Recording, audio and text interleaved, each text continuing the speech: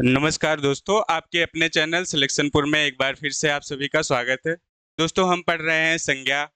संज्ञा हमने पढ़ लिया है और दूसरी क्लास में हम क्या पढ़ रहे थे? हम पढ़ रहे थे संज्ञा के प्रकार। तो दोस्तों संज्ञा के हम कुल 5 प्रकार पढ़ रहे हैं।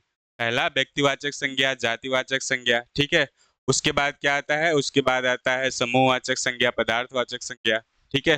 तो संज्ञा के जो 5 प्रकार हम पढ़ रहे हैं उनमें से हमने क्या पढ़ लिया? व्यक्तिवाचक संज्ञा पढ़ लिया, जातिवाचक संज्ञा पढ़ लिया और भाववाचक संज्ञा पढ़ लिया। दोस्तों भाववाचक संज्ञा में हम क्या पढ़ रहे हैं? भाववाचक संज्ञा के प्रकार। भाववाचक संज्ञा के प्रकार में हम क्या पढ़े थे? भाववाचक संज्ञा के प्रकार पहले क्या है? विशेषण के आधार पर जो है भाववाचक संज्ञा बनाना। उसके बाद जातिवाचक संज्ञा के आधार पर क्या? जातिवाचक संज्ञा के आधार पर क्या? भाववाचक संज्ञा बनाना। उसी प्रकार क्रिया के आधार पर क्या है? क्रिया के आधार पर भाववाचक संज्ञा बनाना, ठीक है? तो दोस्तों आज क्या है? आज हम उसके आगे पढ़ेंगे। उसके आगे क्या बचता है? उसके आगे बचता है सर्वनाम के आधार पर क्या है? भाववाचक संज्ञा बनाना और अव्यय के आधार पर भाववाचक संज्ञा बनाना। तो दोस्तों हम भाववाचक संज्ञा जो है इसके प्रकार पढ़ने के बाद उसके बाद तो जो है और प्रकार बचेंगे, उसको खत्म करने के बाद प्रश्नोत्तरी करेंगे और फिर एक नए अध्याय से हम शुरुआत करेंगे। तो दोस्तों देखते हैं आज क्या पढ़ना है, ठीक है?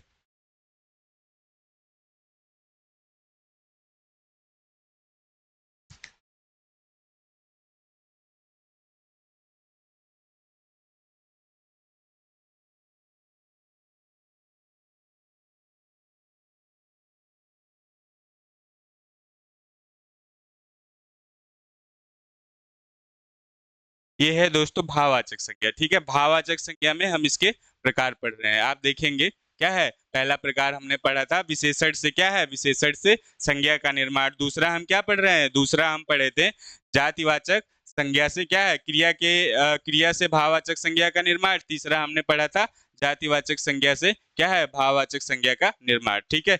दो और बचते हैं जैसा कि सर्वनाम और अव्यय से क्या है? भाववाचक संज्ञा के निर्माण। तो आज देखते हैं क्या है? भाववाचक ये सर्वनाम से भाववाचक संज्ञा का निर्माण। दोस्तों सर्वनाम तो हम अगली कक्षा में विस्तृत अध्ययन मतलब उसका करेंगे और बताएंगे। इस कक्षा में हम सर्वनाम की एक छोटी सी परिभाषा देख लेते हैं, ठीक है? सर्वनाम जैसे क्या है? जैसे मैं, वह और हम, ठीक है? मैं, वह और हम। तो मैं, वह और हम क्या है? मैं, वह, हम और क्या है? ये वे, ये सब क्या है? ये सब है सर्वनाम। जैसे मैं, हम, तुम, यह, वह, ये, वे, क्या है ये सर्वनाम है, ठीक है? या एक प्रकार से और इसका अगर सिंपल परिभाषा देखते हैं तो मतलब संज्ञा के स्थान पर जिसका प्रयोग किया जाता है उसको क्या कहते हैं? सर्वनाम कहते हैं, ठीक है? उसी प्रकार देखेंगे कि क्या है? सर्वनाम से भाववाचक संज्ञा का जब निर्माण करेंगे तो उसमें क्या है? जैसे अहम, ठीक है? अहम, तो अहम क्या है? अहम में मैं, ठीक है? अहम में मैं, कहीं ना कहीं क्या है? संज्ञा जो सर्वनाम की परिभाषा है, सर्वनाम की परिभाषा क्या है? मैं, वह, ये क्या है? मैं, हम, तुम, यह, वह, ये और वे। तो अहम, अहम मतलब मैं क्या? मैं यानी हमारे अंदर का जो भाव है, अहम है, वो क्या है? कहीं ना कहीं मैं आ रहा है, तो मैं क्या हो गया? मैं हो गया सर्वनाम। और इसका जब हम क्या बनाएंगे? इसका जब हम क्या भाववाचक संज्ञा बनाएंगे तो क्या हो जाएगा? मैं, अहम का क्या हो जाएगा? अहम का हो जाएगा अहंकार, ठीक है? अहम का क्या हो जाएगा? अहम का हो जाएगा अहंकार। उसी प्रकार निज, निज क्या है? निज, निज, निज मतलब अपना, स्वयं, ठीक है? निज, निज, निज का क्या हो जाएगा? निज का निजत्व हो जाएगा। तो ये है हमारा क्या है? सर्वनाम से भाववाचक संज्ञा का निर्माण, ठीक है? उसी प्रकार अपना, ठीक है? अपना, अपना क्या है? अपना सर्वनाम है, ठीक है? अपना सर्वनाम है। और जो अपनापन होता है, अपनापन क्या होता है? अपनापन एक भाव होता है, ठीक है? अगर हम किसी को अपना मानते हैं तो क्या है? वो अपनापन है। और अपनापन क्या है? एक हमारा भाव होता है, ठीक है? तो ये होता है अपनापन, ठीक? तो ये हो गया अपनापन। उसी प्रकार हम आगे देखेंगे सर्व, ठीक है? सर्व, अगर हम सर्व देखते हैं तो सर्व क्या हो गया? मैं, ये देखिए ना, मैं, हम, तुम, यह, वह, ये और वे, तो सब क्या है? सर्व, सर्व मतलब सभी, ठीक है? उसका क्या हो गया? सर्वस्व या सर्वदा, सर्वस्व या सर्वदा। तो सर्वदा क्या है? ये कहीं ना कहीं हमारा भाववाचक संज्ञा के अंतर्गत आएगा। तो दोस्तों ये है संज्ञा सर्वनाम से क्या है, सर्वनाम से भाववाचक का निर्माण। ठीक है, उसी प्रकार आगे देखेंगे, जैसे अब है अव्यय से भावात्मक संज्ञा का निर्माण। अव्यय से भावात्मक संज्ञा का निर्माण तो क्या है, अव्यय से भावात्मक संज्ञा का निर्माण में अगर हम अव्यय की परिभाषा देखेंगे, दोस्तों हमने पढ़ाया था आपको, ठीक है, हमने ये जो है क्या है, अव्यय शब्द लिंग वचन काल कारक के अनुसार क्या है, जिनका बदलाव नहीं किया जा सकता। ठीक है, अव्यय शब्द वह होते हैं क्या है, जो लिंग क्या है, वचन कारक काल क्या है, इनके अनुसार क्या है, ये इनका क्या है, ये बदलते नहीं, ये नहीं बदलते हैं। तो क्या है, ये अव्यय है। अव्यय की छोटी सी परिभाषा है, अव्यय वह शब्द है जो लिंग काल कारक या वचन के आधार पर इनका कोई परिवर्तन नहीं होता है। ठीक, समझ में आया, यहाँ तक क्लियर है। तो अव्यय की जो परिभाषा देखेंगे, जैसे अधिक, अधिक है तो अधिक अगर देखेंगे तो अधिक का तो अधिको नहीं होता है, अधिक का अधिको कभी नहीं हो सकता है, अधिक का अधिको कभी नहीं हो सकता है। निकट का निकटतम तो होता है, निकटता होता है, लेकिन क्या है, निकटता का क्या है। अब इसका अगर आप देखेंगे तो क्या है, वचन के आधार पर इसका परिवर्तन नहीं होता, काल के आधार पर इसका परिवर्तन नहीं हो सकता है। ठीक है, और क्या है, और कारक के आधार पर भी इसका परिवर्तन नहीं हो सकता है। ठीक है, तो क्या हो जाएगा, इसका जो है अधिक, अधिक का जो भाववाचक संज्ञा हो जाएगी वो क्या हो जाएगी, अधिक का अधिकता हो जाएगी। ठीक है, अधिक का अधिकता हो जाएगी। उसी प्रकार जैसे समीप, समीप, समीप का अगर हम देखेंगे, समीप क्या है, समीप कहीं ना कहीं अव्यय है। ठीक है, इसका जो है परिवर्तन नहीं किया जाता। समीप का क्या करेंगे, समीप का क्या करेंगे, समीपो तो कर नहीं सकते हैं, नहीं कर सकते हैं। ठीक है, इसका क्रिया के आधार पर तो परिवर्तन नहीं कर सकते हैं, और ना ही क्या है, लिंग के आधार पर। ठीक है, वह मेरे समीप है, वह मेरे समीप है, तो क्या है, वह मेरे समीप है, वह मेरे समीप है। तो इसका क्या है, अब अगर वह मेरे समीप है तो समीप क्या है, ये तो ना स्त्रीलिंग ना पुल्लिंग, क्या है, पुरुष और स्त्रीलिंग दोनों तो नहीं है, तो क्या समीप पे इसका क्या हो जाएगा, इसका जो भाववाचक हो जाएगा वो समीप पे हो जाएगा। ठीक है, जैसे मना, तो मना का क्या, वह मुझे मना कर रही है, कर रहा है, तो वह मुझे मना कर रहा है, वह मुझे मना कर रही है, कोई परिवर्तन हो रहा है मना का, नहीं हो रहा है, नहीं ना हो रहा है। वो ये क्या हो गया, मना का क्या भाववाचक संज्ञा अगर बनाएंगे तो मना ही हो जाएगा, हो जाएगा। उसी प्रकार हाहा, हाहा, हाहा का तो हा ही होगा, नहीं नहीं होगा ना। तो उसी प्रकार हाहा का क्या हो जाएगा, हाहाकार हो जाएगा, हाहा का क्या हो जाएगा, हाहाकार हो जाएगा। ठीक है, हाहा का हाहाकार हो जाएगा। उसी प्रकार बहुत, वहां बहुत से लोग थे, वहां बहुत से लोग थे, तो वहां बहुत, बहुत क्या हो जाएगा, बहुत लिंग के आधार पर इसका परिवर्तन होगा, नहीं होगा, क्रिया के आधार पर कभी नहीं होगा, कारक के आधार पर हो ही नहीं सकता, कारक के आधार पर हो ही नहीं सकता। तो क्या हो जाएगा, बहुत का बहुतायन हो जाएगा, बहुत का बहुतायन हो जाएगा। तो दोस्तों ये है हमारा क्या है, अव्यय। ठीक है, ये है अव्यय, क्लियर है। अव्यय क्या है, अव्यय से भवात्मक संज्ञा बनाने का जो निर्माण है वो क्या है, अव्यय की छोटी सी परिभाषा, वह शब्द, ठीक है, जिसका जिसका क्या है, वह शब्द जिसका क्या है, लिंग वचन कारक काल के आधार पर कोई परिवर्तन नहीं हो सकता। तो लिंग कारक काल के आधार पर जिनका परिवर्तन नहीं हो सकता, अधिक, वह, निकट, समीप, मना, हा, और क्या है, बहुत। तो ये क्या है, बहुत। दोस्तों ये जो है इसका अधिक अधिकता हो गया, निकट का निकटता हो गया, समीप का समीप हो गया। ठीक है, बहुत का क्या हो गया, बहुत का क्या हो गया, बहुत का बहुत तायन हो जाएगा। ठीक है, हा का हाहाकार हो जाएगा, मना का मना ही हो जाएगा। तो दोस्तों ये है अव्यय, हमें लगता है मतलब पूरा विश्वास है कि आपको समझ में आया होगा। ठीक है, इसको जो है एक बार देख लीजिए। अब हम दोस्तों क्या है, हमने 3 ठो पढ़ लिया था। क्या है, कौन कौन सा पढ़ लिया था हमने? व्यक्तिवाचक संज्ञा, जातिवाचक संज्ञा और भाववाचक संज्ञा। ठीक है, देख लीजिए एक बार।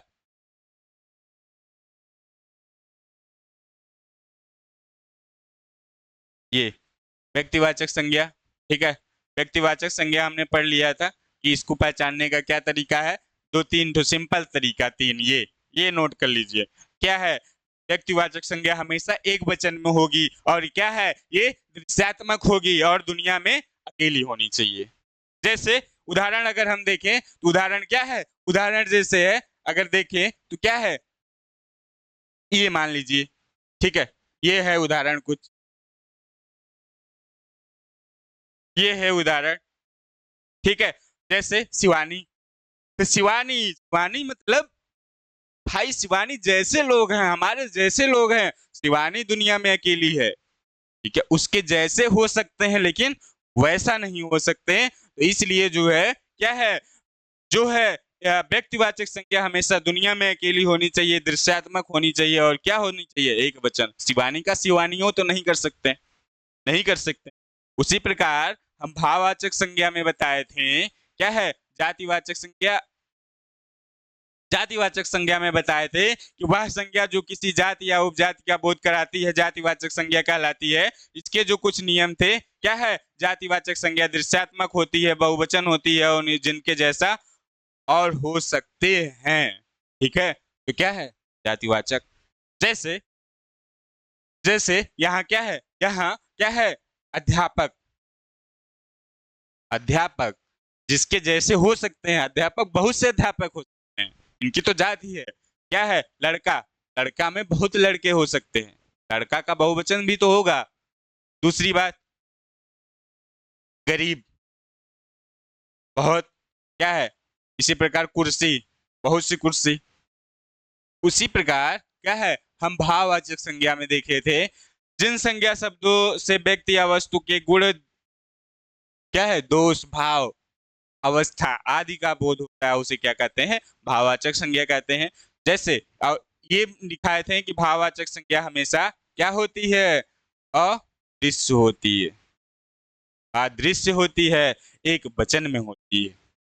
भाववाचक संज्ञा हमेशा अदृश्य होती है और एक वचन में होती है। तो एग्जाम्पल देखे थे, जैसे बुढ़ापा, बुढ़ापा या बचपन।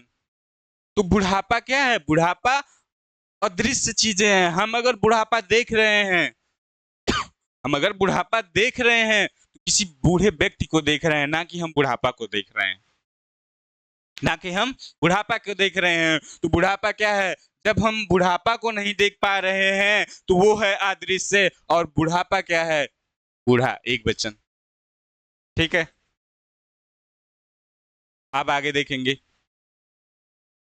उसी प्रकार इसके जब प्रकार पढ़ाए थे, ये देखिए, भाववाचक संज्ञा के निर्माण के लिए क्या है, इसके कुल 5 प्रकार होते हैं। पहला क्या होता है, विशेषण, क्रिया, जातिवाचक संज्ञा, सर्वनाम और अव्यय।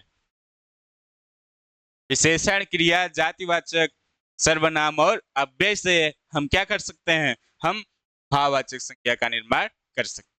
ठीक है, इसमें हमने आपको पढ़ा दिया है क्या है, विशेषण के आधार पर संज्ञा का निर्माण क्या है। जैसे सरल, तो सरल क्या है, सरल विशेषण है तो सरलता हो जाएगा भाववाचक। उसी प्रकार लंबा है, लंबा क्या है, लंबा होना एक विशेषण है, लंबा क्या है, एक विशेषण है तो उसका क्या हो जाएगा, लंबाई। और बूढ़ा क्या है, बूढ़ा भी एक विशेषण है तो उसका क्या हो जाएगा, बुढ़ापा। क्लियर है।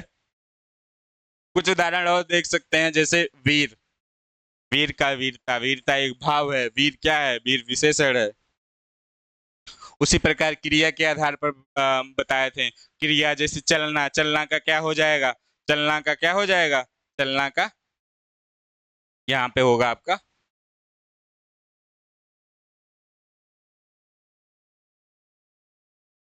जैसे क्या है, जैसे दौड़ना, दौड़ना का क्या हो जाएगा, दौड़ हो जाएगा। ठीक है, उसी प्रकार उड़ना का क्या हो जाएगा, उड़ना का उड़ान हो जाएगा। उसी प्रकार क्या है, चढ़ना का क्या हो जाएगा, चढ़ाई हो जाएगा। ठीक, अब आगे देखेंगे उसी प्रकार जातिवाचक संज्ञा के आधार पर बताए थे। क्या है? लड़का एक जाति है, दास क्या है? दास एक जाति है, पंडित एक जाति है, इंसान एक जात है, पुरुष एक जाति है। तो जातिवाचक संज्ञा से अगर हम बात बताएंगे, जो पुरुषत्व होता है, पुरुषत्व हमारे अंदर का भाव होता है। और क्या है? इंसान का जब इंसानियत होती है तो इंसानियत हमारे अंदर की क्या होती है? भाव होती है। इसलिए क्या है? ये भाववाचक संज्ञा इंसानियत है। और क्या है? इंसान एक जातिवाचक संज्ञा है।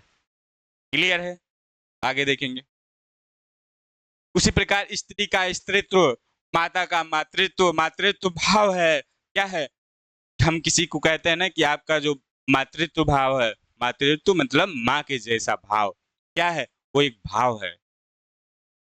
उसी प्रकार तपस्वी, तपस्वी क्या है? तप करना, तप एक भाव है, हमारे अंदर भाव है। ठीक है, तप एक भाव है। उसी प्रकार क्या है? उसी प्रकार दोस्त है तो दोस्ती भी एक भाव होती है। ठीक है, दोस्ती क्या है? दोस्ती एक भाव है। तो ये हुआ आपका। आगे देखेंगे उसी प्रकार सर्वनाम की हम बताए कि जैसे अहम, अहम मतलब मैं क्या है? मैं मेरे अंदर का मैं क्या है? मैं एक क्या है? मैं एक सर्वनाम है। और क्या है? अहंकार इसका हो जाएगा।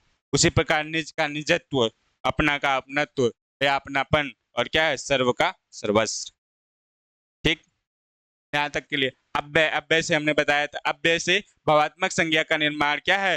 अव्यय शब्द लिंग वचन काल कारक के अनुसार क्या है? नहीं बदलते हैं। जैसे अधिक, अधिकता, निकट, निकटता, समीप, समीप, मना, मनाही, हाहा, हाहाकार, बहुत, बहुतायन। तो दोस्तों अब हम पढ़ते हैं द्रव्यवाचक संज्ञा। ठीक है, 3 पढ़ लिए हैं, व्यक्तिवाचक, जातिवाचक, भाववाचक, और चौथा क्या है? द्रव्यवाचक संज्ञा।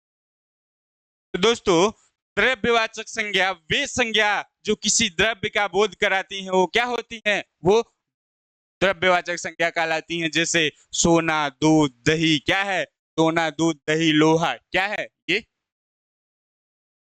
द्रव्यवाचक संज्ञा है। क्या है? द्रव्यवाचक संज्ञा है। मतलब वे संज्ञा जो किसी द्रव्य का बोध कराएं। दूसरे पदार्थ की 3 अवस्था होती है, ठोस, द्रव और गैस। क्या है? ठोस, द्रव और गैस। तो क्या है? ये सब किसमें आएंगे? ये सब आएंगे द्रव्यवाचक संज्ञा। जैसे अगर देखा जाए, क्या है? घी, पेट्रोल, डीजल आदि, क्या है? ये द्रव्यवाचक संज्ञा है। दोस्तों इसमें है द्रव्यवाचक संज्ञा में खाने वा पीने वाली चीज आती है। अगर अगर नोट के तौर पर देखा जाए, द्रव्यवाचक संज्ञा में कौन सी संज्ञा आती है? हमेशा क्या है? खाने पीने वाली चीजें क्या होती हैं? खाने पीने वाली चीजें क्या होती हैं? खाने पीने वाली चीजें हमेशा द्रव्यवाचक संज्ञा में आती हैं। उसी प्रकार खनिज और तेल, खनिज और तेल, धातु, ये क्या है? खनिज, खनिज और धातु की वस्तु जो होती हैं, खनिज धातु की जो वस्तुएं होती हैं, वो क्या होती हैं? वो भी द्रव्यवाचक संज्ञा के अंतर्गत आती हैं। जैसे क्या है? इसको जो है नोट और देखा जाए कि इसको मापा तौला जा सकता है परंतु गिना नहीं जा सकता है। इसको मापा तौला जा सकता है लेकिन गिना नहीं जा सकता है। जैसे अगर आप कहेंगे दोस्तों, क्या है? जैसे मान लीजिए कि लोहा है, तो लोहा को हम क्या सकते हैं? माप तौल सकते हैं, गिन तो नहीं सकते 1 लोहा, 2 लोहा, 3 लोहा। अगर हम इसकी वस्तुएं बनाएंगे, ठीक है, जैसे कोई बोल्ट हो गया, मान लीजिए, उसको हम गिन सकते हैं लेकिन सोना को तो नहीं गिन सकते ना। उसी प्रकार जैसे लोहा को नहीं गिन सकते, उसी प्रकार पेट्रोल, पेट्रोल को क्या किया जा सकता है? अगर हम उसका मेजर करेंगे, हम क्या करेंगे? हम लीटर में करेंगे, ना कि उसको गिनेंगे। 1-2 पेट्रोल तो नहीं होता है, लीटर और गैलन से होता है। ठीक है, लीटर और गैलन होता है। तो क्या है? लीटर और गैलन से क्या है? पेट्रोल का मेजरमेंट किया जा सकता है, लेकिन क्या है? लेकिन इसको गिना नहीं जा सकता है। तो तेजाब को गिना नहीं जा सकता है। ठीक है, तेजाब को गिना नहीं जा सकता है। तो मेरे कहने का मतलब ये है कि वे संज्ञा जो किसी द्रव्य का बोध कराती हैं। दूसरी बात, द्रव्यवाचक संज्ञा में खाने पीने की चीजें, खनिज और धातु की जो वस्तुएं आती हैं, वो क्या होती हैं? वो द्रव्यवाचक संज्ञा होती है और इसको मापा तौला जा सकता है परंतु इसको गिना नहीं जा सकता। यहां तक क्लियर है? जैसे कुछ उदाहरण देखें, कुछ ही उदाहरण इसी में है, देख लीजिए। जैसे दूध, दूध है तो दूध क्या है, दूध को अगर हम मापेंगे तो क्या है, बहुत कर सकते हैं, बाटल से माप सकते हैं, लीटर से माप सकते हैं, ठीक है। इसको लेकिन गिन तो नहीं सकते हैं, इसको गिन नहीं सकते हैं। तो दोस्तों वही होती है द्रव्यवाचक संज्ञा जिसका गिना नहीं जा सकता। इसको माप तौल तो सकते हैं लेकिन गिन नहीं सकते हैं। और द्रव्यवाचक संज्ञा में हमेशा खाने पीने की चीजें और क्या है, खनिज, खनिज एवं धातु से बने हुए वस्तुएं, ये सब क्या है, ये सब क्या है, द्रव्यवाचक संज्ञा के अंतर्गत आती हैं। तो दोस्तों क्या है, ये चारों आपका क्लियर हो गया होगा, व्यक्तिवाचक संज्ञा, जातिवाचक संज्ञा और क्या, और भाववाचक संज्ञा और द्रव्यवाचक संज्ञा। क्लियर है दोस्तों? एक संज्ञा और बचती है, एक संज्ञा है हमारा समूहवाचक संज्ञा। एक संज्ञा जो है वो क्या है, वो समूहवाचक संज्ञा। समूहवाचक संज्ञा क्या है, समूहवाचक संज्ञा जिन संज्ञा शब्दों से व्यक्तियों एवं वस्तु के समूह या समुदाय का बोध होता है उसे क्या कहते हैं, उसे समूहवाचक संज्ञा कहते हैं। ठीक है, जिन संज्ञा शब्दों से व्यक्ति एवं वस्तु के समूह या समुदाय का बोध होता है उसे क्या कहते हैं, उसे क्या कहते हैं, उसे समूहवाचक संज्ञा कहते हैं। और समूह या एक ही है, ठीक है, इसको जो है समूहवाचक या समुदायवाचक संज्ञा कहते हैं। ठीक है, जैसे व्यक्तियों का समूह, भीड़, भीड़ क्या है, भीड़ जो होती है वो व्यक्तियों का समूह होती है। भीड़ क्या है, भीड़ एक व्यक्तियों का समूह है। उसी प्रकार क्या है, संगठन, संगठन क्या है, संगठन, संगठन जैसे एबीवीपी संगठन, एनयूएसवाई संगठन, क्या हो गया, वो भी क्या है, वो भी एक संगठन है। तो ये सब जो है, ये सब कौन से संगठन है, आइसा क्या है, आइसा एक संगठन है। तो ये सब जो संगठन है ये सब किसके हैं, ये सब कहीं ना कहीं व्यक्तियों के संगठन है, इसमें व्यक्तियों के संगठन है। ठीक है, संगठन है, इनको काउंट कर। इसी प्रकार गिरोह, गिरोह क्या है, गिरोह, गिरोह चोरों का एक गिरोह हो गया। तो क्या है, वो कहीं ना कहीं व्यक्तियों का गिरोह ही तो है, इसको गिना भी जा सकता है। सभा, सभा क्या है, सभा जब हम करते हैं या रैली करते हैं, जब कोई या होती है तो वहां क्या होता है, सभा। सभा किसकी होती है, सभा, सभा किसी की भी हो सकती है, अध्यापकों की सभा हो सकती है, क्या है, जनता की सभा हो सकती है, नेताओं की सभा हो सकती है। क्या है, ये जो सभा शब्द है इसमें क्या है, व्यक्तियों का समूह है, एक समूह है। किसका समूह है, व्यक्तियों का समूह है। उसी प्रकार परिवार, परिवार क्या है, परिवार, परिवार में दोस्तों, परिवार हम उसी को बोलते हैं क्या, परिवार कभी एक सदस्य का परिवार नहीं होता है। परिवार जब घर के कई सदस्य मिलते हैं तो क्या बनता है, एक परिवार बनता है। जब घर के कई सदस्य मिलते हैं तो क्या बनता है, एक परिवार बनता है। तो दोस्तों परिवार क्या है, परिवार व्यक्तियों का ही तो समूह है, परिवार व्यक्तियों का ही समूह है। तो क्या हो जाएगा, इसलिए ये समूहवाचक संज्ञा हो जाएगा। और उदाहरण जैसे अगर हम देखें तो क्या है, जैसे संसद, लोकसभा संसद, राज्यसभा संसद, ठीक है, और विधानसभा। तो क्या है, लोकसभा, राज्यसभा और विधानसभा संसद में क्या है, कहीं ना कहीं व्यक्तियों का ही समूह है, कहीं ना कहीं क्या है, व्यक्तियों का समूह है। तो हमारा ये क्या है, ये समूहवाचक संज्ञा है। उसी प्रकार अगर हम देखेंगे कक्षा, कक्षा, कक्षा में क्या है, कक्षा में बच्चों या व्यक्तियों का समूह है ना।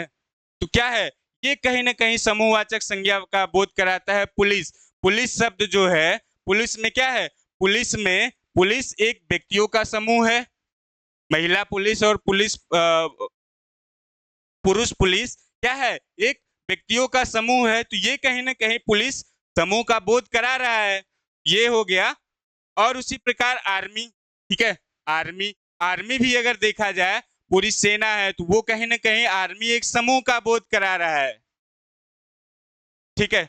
पुस्तकालय, पुस्तकालय में समूह का बोध करा रहा है। उसी प्रकार मंत्री परिषद, मंत्री परिषद में पूरे मंत्री समूह का बोध कराता है, और मंत्री परिषद में क्या है, एक समूह है, तो इसलिए आपका क्या हो जाएगा, एक समूहवाचक संज्ञा। ठीक है। परिवार, परिवार हमने बताया ना, परिवार एक व्यक्ति का परिवार नहीं हो सकता। जब घर के कई सदस्य मिलते हैं, ठीक है, एक घर में जब कई सदस्य रहते हैं तभी परिवार बन सकता है, इसलिए परिवार क्या होगा, परिवार समूहवाचक संज्ञा हो जाएगा।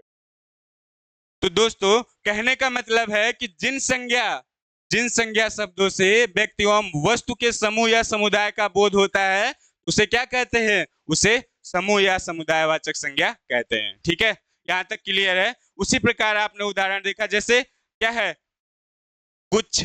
अगर हम चाबियों का गुच्छ देखेंगे तो क्या है, ये गलत लिखा है, तो वर्तनी का ध्यान दिया जाए।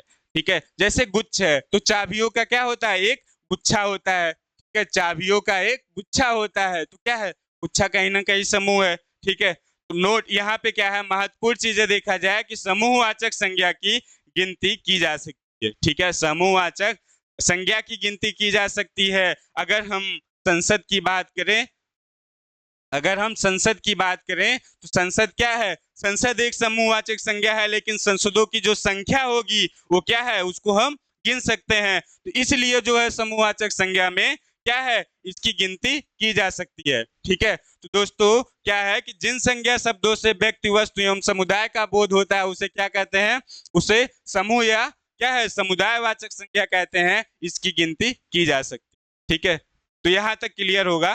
ठीक है दोस्तों, हमने संज्ञा के टोटल 5 प्रकार पढ़ लिए हैं। कौन कौन से, व्यक्तिवाचक संज्ञा, जातिवाचक संज्ञा, भाववाचक संज्ञा और द्रव्य या पदार्थवाचक संज्ञा पढ़े हैं। उसके बाद क्या है, समूह या समुदायवाचक संज्ञा पढ़ लिए हैं। ठीक है, और उसी प्रकार भाववाचक संज्ञा हमने क्या है, भाववाचक संज्ञा के हमने 5 प्रकार आपको पढ़ा दिए हैं, जिसमें पहला प्रकार क्या है, विशेषण के आधार पर क्या है, विशेषण के आधार पर भाववाचक संज्ञा बनाना। दूसरा क्या है, क्रिया के आधार पर भाववाचक संज्ञा बनाना।